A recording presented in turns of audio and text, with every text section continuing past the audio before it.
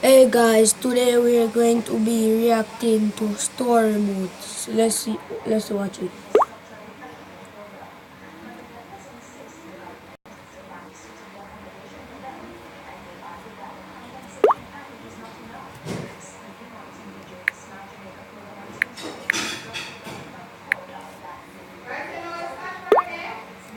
No? Pani car porch. Sorry. Yes guys, so we are going to watch the food. The first one we are going to be watching.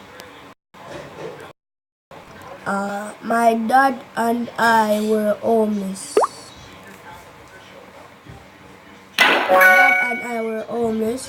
And we slept in. My dad and my stepmom decided to get a divorce, and she said, "Don't worry about paying rent. I'll pay this last month so you can find a job," because dad was unemployed. But then a couple days later, she forgot about it and asked for the money, and dad said, "I don't have any money. I can't pay you. I could stay here for a month." And she said, "I didn't say that. Like, you can pack your bags and leave." So we packed our bags, and so it was dad and I sleeping in a single mattress in the back of the car.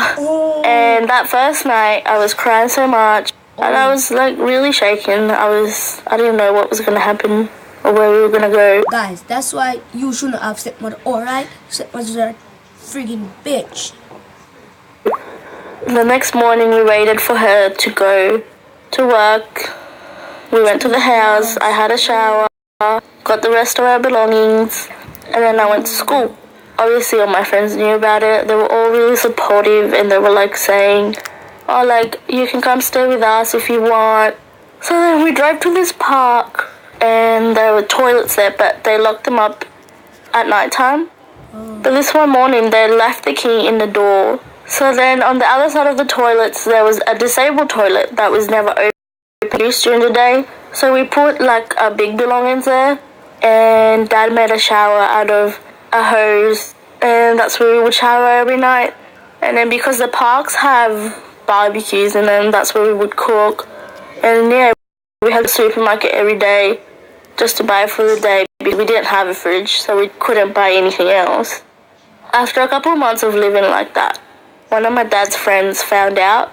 So he let us stay with him for a couple of weeks until we found something else. And dad was really embarrassed. He was looking really hard.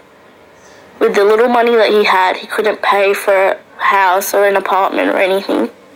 So he found this shared house, which there was lots of people living in it. And it was really crowded. It was kind of embarrassing living there too. Everyone would like look at you and what you ate, what you did, if you were just locked in your room or whatever. We hated it, their job.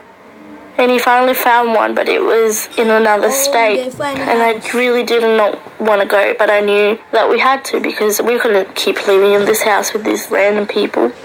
And I just started bawling my ass out. I didn't want to leave my friends. It was just sad for me. And then we had to drive from New South Wales to the Northern Territory. I just cried a lot, basically. But it's been 3 years since we moved to the Northern Territory. I'm still here, and I'm super happy that we finally got accommodated and found something else that was better for us. And yeah, I'm just really happy, and I'm glad that we had that experience because it brought us closer together, and it really shows you what you have and what you take for granted. So yeah, I'm really in a better place now. Oh. Sorry, it was really good, guys. Oh my god, and we totally jumped off the cliff and had to swim all the way to shore because the dog chased us all the way to the end.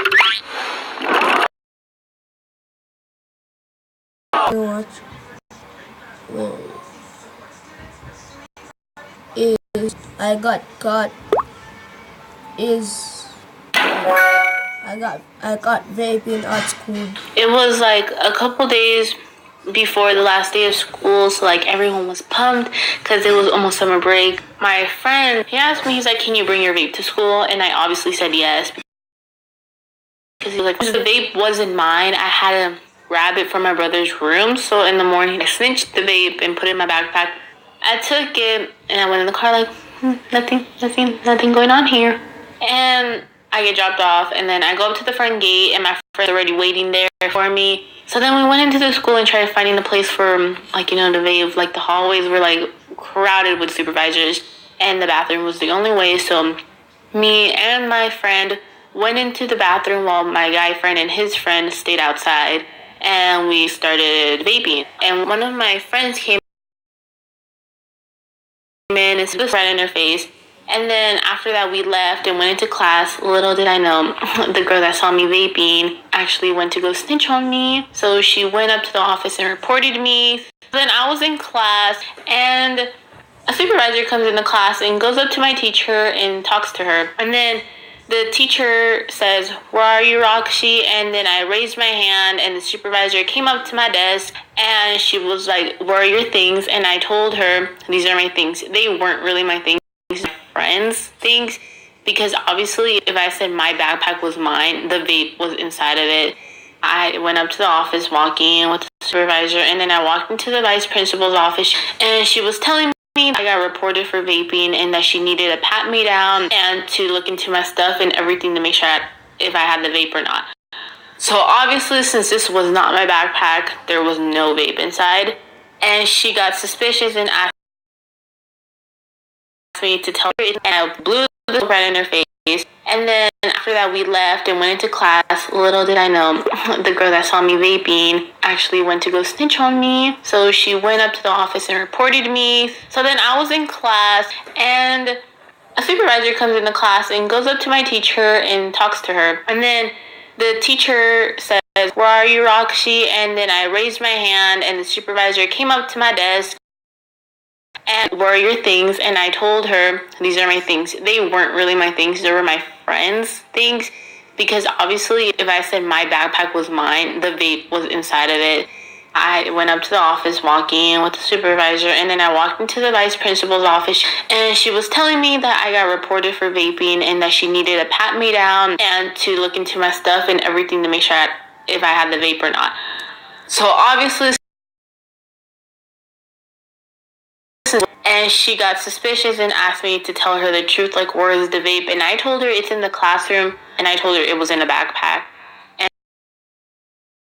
And then in my backpack, and that's my friend confessed to saying that my backpack was the one that she had in the backpack I brought up to the office was not my backpack. And that's when the vice principal got really, like, mad and started saying, "I cannot trust you anymore, like, you." Loading, guys.